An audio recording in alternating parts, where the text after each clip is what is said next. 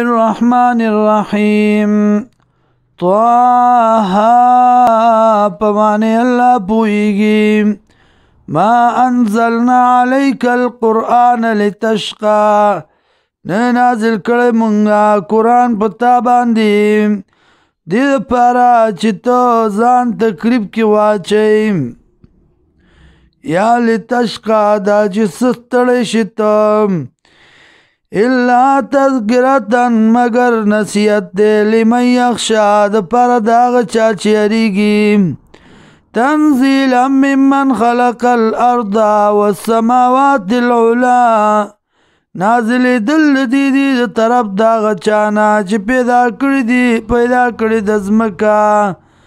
والسماوات العلا واسمانونه اوچته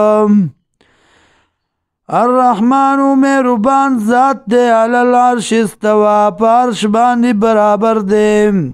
لہو دی اللہ لرا ما غصدی فی السماواتی چی دی پا اسمانونو کی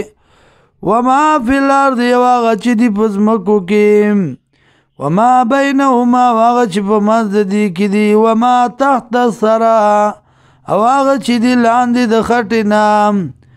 وَإِن تَجْهَرْ بِالْقَوْلِ كَچرتا پزورا کے وینا لرا فَإِنَّهُ يَعْلَمُ السِّرَّ وَأَخْفَى یقیناً دا اللہ پوئیگی دزر پراز باندے وَأَخْفَى او خپٹ باندے اللہ لا الہ الا ہو نشتے لائق دی عبادت مگر دغا اللہ دے